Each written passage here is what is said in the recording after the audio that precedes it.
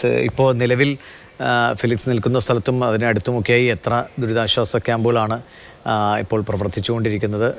എത്രയോ ആയിരക്കണക്കിന് പേർ പല ക്യാമ്പുകളിലായിട്ടുണ്ട്. സമീപത്തുള്ള ദുരിതാശ്വാസ ക്യാമ്പുകൾ എത്ര എണ്ണം ഉണ്ട്?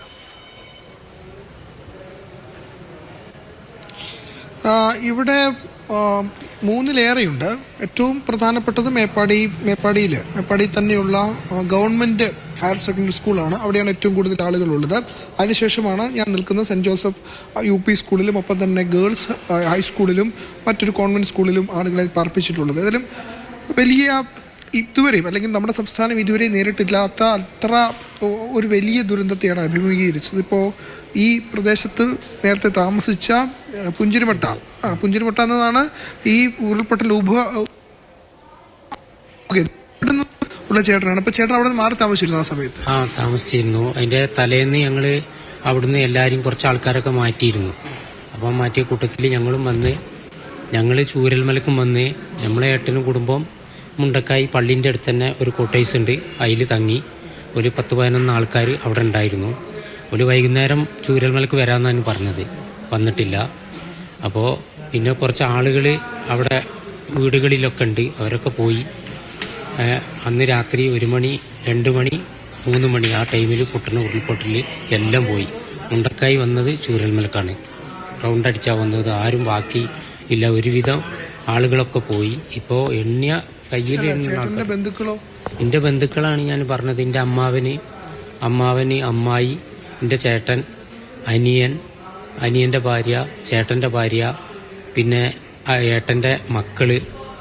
ഏട്ടൻ്റെ ഒരു മോന് രക്ഷപ്പെട്ടിട്ടുണ്ട്, മുഹമ്മദ് ആനി എന്ന് പറയും, ഞങ്ങളെ കൂടെ ഉണ്ട്.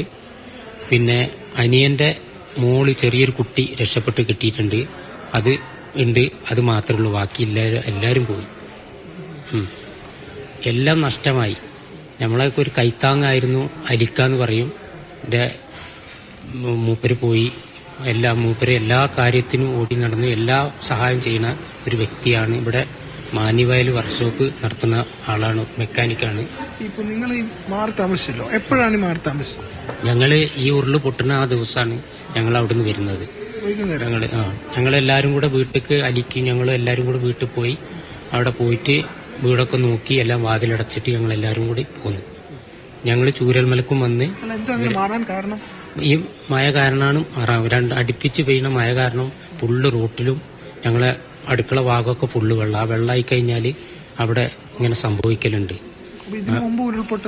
ഉണ്ടായിട്ടുണ്ട്, ചെറിയ തോതിൽ പൊട്ടി പോയിട്ടാണ് കഴിഞ്ഞ പ്രാവശ്യം, മേലത്തെ പ്രാവശ്യമായിട്ട് പൊട്ടിയിട്ടാണ് മുണ്ടക്കായി ആ ഭാഗം പോയത്. ഇതിപ്പോ 2ാമത്തെ പൊട്ടാണ് മുണ്ടക്കായിൽ പൊട്ടുന്നത്.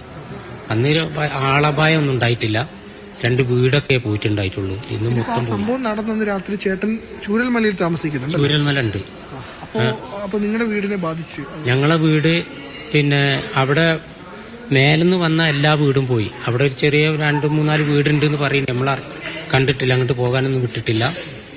ബാക്കി ഒരുവിധം വീട്ടിലെ ആളുകളുണ്ട്, കുട്ടികളുണ്ട്. ചൂരൽമലയിൽ ചേട്ടൻ താമസിച്ച വീടിനെ ബാധിച്ചില്ല? ഇല്ല, ബാധിച്ചിട്ടില്ല. അന്ന് ഞങ്ങൾ കുന്നിന്റെ മുകളിലാണ്, 85 എന്ന് പറയും, അവിടെയാണ്. എന്റെ ബാപ്പാന്റെ ഏട്ടന്റെ വീട്ടിലാണ് വന്നിട്ടുണ്ടായിരുന്നത്, അതുകൊണ്ട് അവിടെ ബാധിച്ചിട്ടില്ല. അത് പേടിയുണ്ടായിരുന്നു. പകുതിയിലേറും വെള്ളത്തിലാണ്, ഒച്ചപ്പാടും ബഹളവും ഞങ്ങൾക്ക് കാണാം. അങ്ങനത്തെ രൂപത്തിലാണ് ഉണ്ടായിട്ടുള്ളത്. വീട്ടിൽ തന്നെ ഇരുന്നിട്ടില്ല, പുറത്ത് എല്ലാവരും ഇറങ്ങിയിട്ടുണ്ട്. എവിടേക്കാ പോകേണ്ടി, എന്താണ് ഈ ഒച്ച എന്നുള്ളത് എല്ലാം അറിയാൻ കഴിഞ്ഞു. അതന്നെ. ഇപ്പൊ നമ്മളെ ഏട്ടനെ കിട്ടി, അനിയനെ കിട്ടി, എൻ്റെ അമ്മായിനെ കിട്ടിയിട്ടില്ല, അമ്മാവനെ കിട്ടിയിട്ടില്ല. ഇങ്ങനെ ഇനി ഒരു 5 ആളെ നമുക്ക് കിട്ടാനുണ്ട്. ബാക്കി നമ്മളെ ആൾക്കാരെന്നെ, നാട്ടുകാരെന്നെ ഇനിയും കിട്ടാനുണ്ട്. അപ്പോൾ ഒരു ഭൂമിയായി മാറി അവിടെ. എല്ലാം പോയി ചേട്ടാ, ഒന്നുമില്ല. ഇനി അവിടെ അങ്ങോട്ട് പോവുക എന്ന് പറഞ്ഞാൽ ഒന്നുമില്ല, നമ്മളിതെല്ലാം പോയി. അവിടെ ഒന്നുമില്ല, മരുഭൂമിയായി മാറി. കല്ലും മണ്ണും ചളി നിറഞ്ഞ് കിടക്കുകയാണ്. ഞാൻ വണ്ടിയിൽ പോണതാണ്, അങ്ങനെ ജീവിക്കുന്ന ഒരാളാണ്. ഡ്രൈവറാണ്. പിന്നെ ചെറിയൊരു പാട്ടിന്റെ പരിപാടിയൊക്കെ ആയിട്ട് അങ്ങനെ ജീവിക്കുന്ന ഒരാളാണ്. വാഹനം ഞാൻ ഇങ്ങോട്ട് കൊടുത്തിരുന്നു, കുഴപ്പമൊന്നുമില്ല. പിന്നെ നമ്മള് വേറെ 2 വണ്ടികൾ പോയി. ഇനി ആ മുണ്ടക്കൈ ഭാഗത്തേക്ക് പുഞ്ചിരിമട്ട ഭാഗത്തേക്ക് തിരികെ പോകാൻ പറ്റില്ല. തിരികെ പോകാനുണ്ടാവില്ല, കഴിയൂല, ആരും പോകൂല. കാരണം നമുക്കൊക്കെ പേടിയായി. കാരണം അവിടെ ഇനിയും ഇങ്ങനെ സംഭവിച്ചുകൂടാന്നില്ല.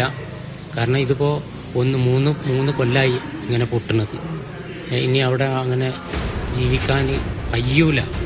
5 മക്കളാണ് ഇന്റേതൊക്കെ.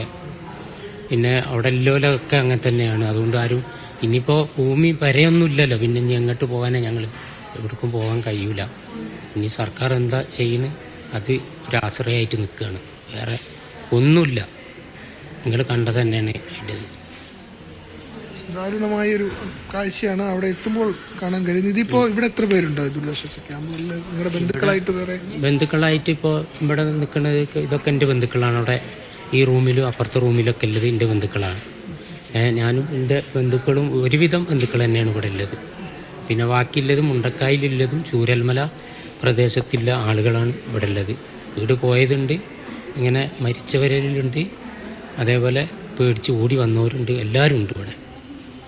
ഇപ്പോ നിങ്ങൾ ചേട്ടനൊക്കെ പ്രധാനമായി ആശ്രയിച്ചിരുന്ന ടൗൺ എന്ന് പറയുന്നത് ചൂരൽമലയാണ്. അതും ഇല്ല ഇപ്പോൾ. ചൂരൽമലയില്ല.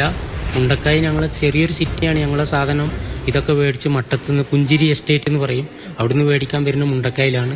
മുണ്ടക്കായി ഒരു 10-15 പീടിയുണ്ട്. അപ്പോൾ അവിടെ ചെറിയൊരു ഇതാണ്. ചൂരൽമല അങ്ങാടി അത്യാവശ്യം ഒരു വലിയൊരു ടൗണാണ്. അതാണ് നമ്മളെ ഏറ്റവും മെയിൻ. അത് വിട്ടാൽ പിന്നെ മേപ്പാടിയാണ്. ഈ അങ്ങാടി പോലും ഇപ്പം ഇല്ലാത്ത അവസ്ഥയല്ലേ? അങ്ങാടി പോലും ഇല്ലാത്ത അവസ്ഥയായി. ചൂരൽമല അങ്ങാടി എന്ന് പറഞ്ഞാൽ വെള്ളത്തിൽ ഇതായിട്ട് നിൽക്കുന്നുണ്ട്. മുണ്ടക്കായി അങ്ങാടി ഇല്ലല്ലോ, ഒന്നുമില്ലല്ലോ മുണ്ടക്കായി. അതാണ് ദിവിഷ ഇവരുടെയൊക്കെ അവസ്ഥ. അതായത് ഇനി എന്താണ് ജീവിതം, ഇനി എങ്ങനെ മുന്നോട്ട് കൊണ്ടുപോകുമെന്നൊന്നും ഒരു ദുരിതാശ്വാസ ക്യാമ്പ്